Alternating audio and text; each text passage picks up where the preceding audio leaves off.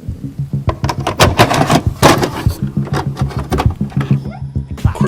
the first one to do that. I bet you never knew that. Back like a tailbone. Who you got the tail on? If it ain't about me, about whole D, about face. If you ain't on higher, learn it. The soda in the pot and the fire, burn it. This shit is so dope.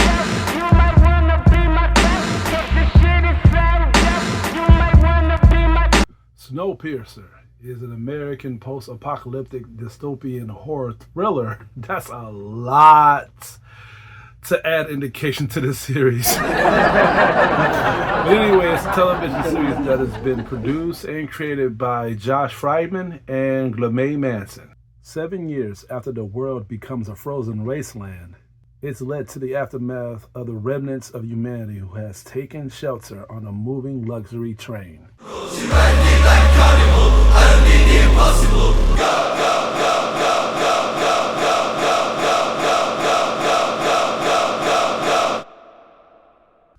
I love this series. I do. Now, it all started off when they have made the 2013 movie Snowpiercer that has not only gave me a lot of indication and a lot of what-if scenarios, what would happen if this whole world was frozen and carbonated and we was only able to survive by having a handful of civilians in a moving train, but the performance as well by Chris Evans being the main civilian trying to obtain control to the whole entire train, but by just the crew mistreating the whole passengers and just giving everybody a low scenario of how things should be. But Chris Evans' performance was one of the most memorable and iconic serious roles he has played since Captain America. But by me being excited all the way until this day that they was making a series, I was a little nervous. I was nervous because of how they was going to carry this off. Is this going to be as memorable as a movie? Is this going to have just as much indication of the story, if not push us even further into the project by shedding some light to some things that they did not explain into the movie itself? They have done this, and not only that, but they have pulled me in to the point where I felt more relation to the story. I felt more relation to the characters, and above all, a lot of things was beginning to fall into the whole entire aspect of the project to the point where I couldn't even choose what I love most about this whole entire series to begin with. The series starts off at a fair pace. By this being a television series, they have to give you some indication and fair pacing to how things are going to be before things end up being bad. And by Snowpiercer, it's necessary. Unlike the movie where it just starts off by the train already about to be overran and the civilians just getting tired of it, they wanted to give you more indication to how things was before the apocalypse happened, before the whole world got frozen. And I thought that was necessary because by us being intertwined with these characters, the civilians and the crew itself in this whole train, I wanted to see how they was before this whole thing happened.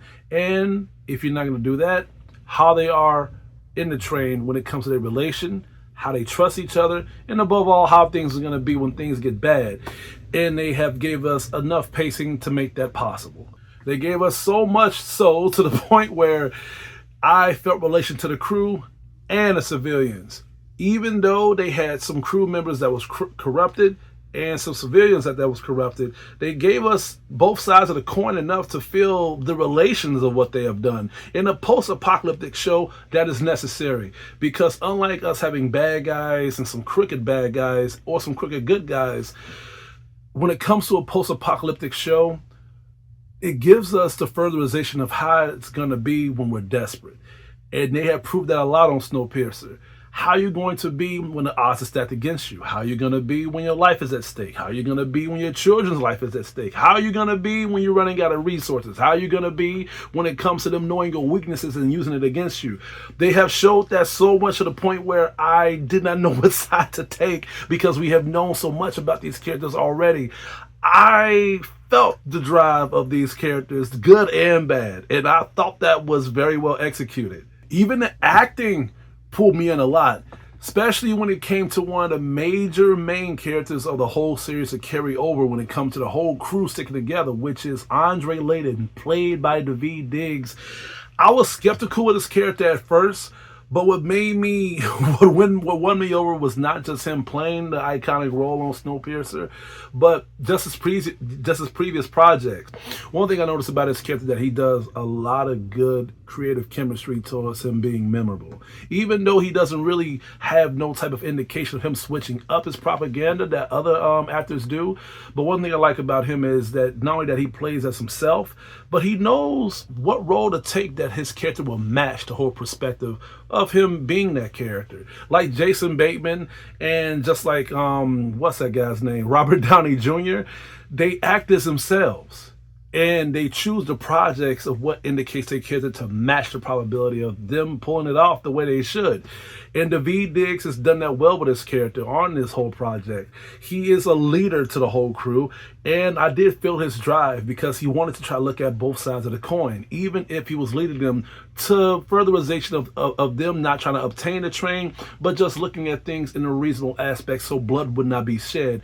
Unlike Chris Evans' character, where he did not mind killing people, Daveed Diggs' character, Andre Layton, he tried to avoid that at all costs. And there were some times where he would let his own civilians, his own people, do the killing for him, which I really felt that was realistic, because there are some people, especially leaders, that have bigger weaknesses than the people that they are leading. Because there are people, especially there are more times where the leaders will have to be in the indication method by knowing that their own crew would not mind putting their, making their hands dirty.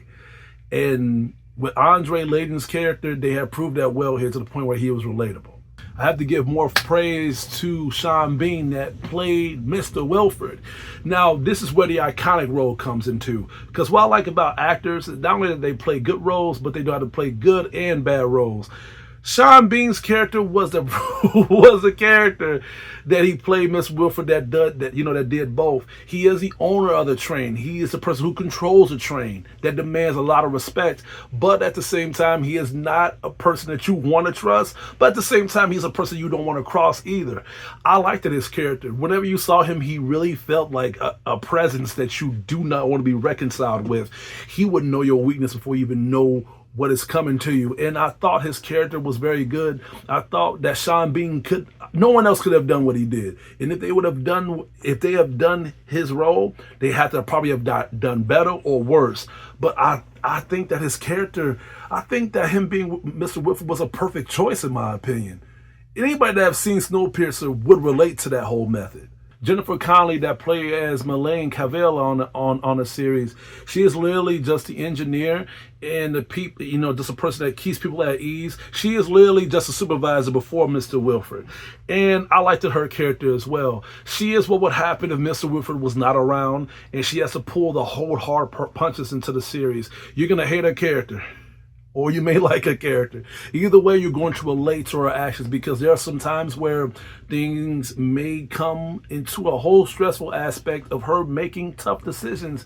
And that's what made me understand her character a lot, because she would do as much as she can to make sure that these passengers and the crew are safe, even if it comes to them being sacrificed to appeal to the greater many. Then we have Allison Wright that played as Ruth.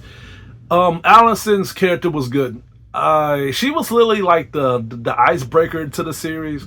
She was like the character that was like one of the crewmates that would try her. She literally had a boner for Mr. Wilford, but at the same time, she had an open mind gesture as well. She was an easily convincing character. So when she tried to look at the size of the crew and look at the size of the civilians, she did not know what side to pick at one point. And when she did choose a side, we understood it. I liked it, Ruth's character, and I liked it. I liked it the fact that she handled certain things in a way where her whole character was memorable. Then we have L.J. Folger, that is played by Annalise. Now, Annalise Basso, that plays L.J., she is like the Harley Quinn of the series. I'm sorry if y'all hearing sounds in the background. It's thundering out there. It's literally a rainstorm out here. I can't wait to do this review, so please bear with me. But Elise that plays LJ, she did good. And what I mean by the whole Harley Quinn comparison is that she is a very crooked woman, man. She does a lot of things in a train to obtain information, to try to pick the great side so she can gain further control. And she even has a love interest into the series too. But how crooked she is matches Harley Quinn's character, because there are times where she will be double crossed and she would literally go overboard with it to the point where she kind of feels psychotic in a way, like something is not there in her head. And to prove this, when she falls in love and she gets married to her love interest, there was even a time where he corrects her too, saying that this isn't right. Maybe you should think things through. And she even threatens him by saying that I will literally kill the man I love to get what I want. Yeah. Then we have Miss Audrey, that is played by Lena Hall. Now, Lena Hall's character, Audrey, now she is literally like the therapist in the whole entire project that keeps people at ease, to make them go through certain hallucinations, to put them into a whole calming method so they won't be aware of how tragic and how fucked up the train is, or just the outside world. But at the same time, she has a dark side too. She likes to manipulate people. She likes to use her persuasion to get what she wants. No character on this freaking series is perfect at all. And at least you have Andre Layton's character that tries to get at that crookedness by trying to obtain balance. But with Lena Hall's character, Miss Audrey, she tries to do the exact same thing too, but by her having sex appeal, by her having connections, she wants to do it in her own way, of her own interest, by using control. And I thought that her character was good. Every time I saw her, I literally felt like I got glued to the screen to see what kind of shenanigans and what type of plot she would come up with next. The major power of this whole project is not the apocalypse decisions of how people are going to handle things under pressure, but just how all that takes a place of it being into a well-pacing method until the whole entire series. And what I mean by that is by us knowing enough about these characters, knowing enough what they went through, knowing the pressure that they have went through to be to where they at, and just the whole survival tactic of them being through near-death experiences by going through tough choices. We understand everything that they choose. Not one time that I have came across an episode where Andre Layton, Pike, Ruth, or any other character that I have mentioned went through a tough choice that has made me dislike the character or made me disagree with the character.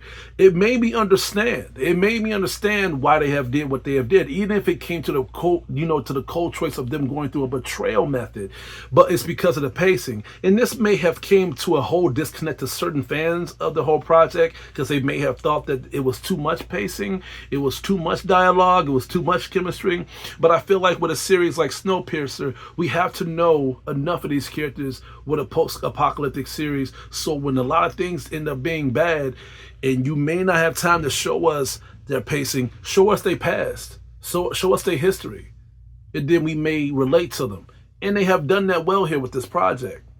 Even when wrapping the series up, I really felt the intensity level of everything falling all in place. They put a lot of stacks high on the last couple of episodes, because it was beginning to show too much things that I did not think that they will explain until into these last two episodes.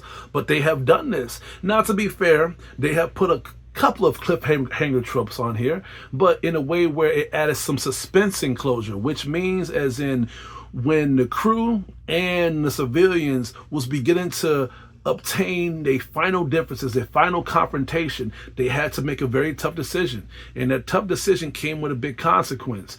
Now, some people were shocked of how things ended up in the series, but I didn't mind it at all.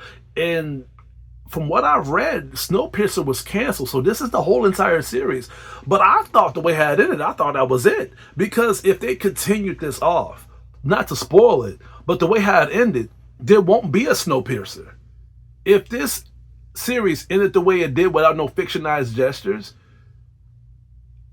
how's it going to continue if they ended up being where they was going to be? So that's what I was telling fans. I like the way it ended.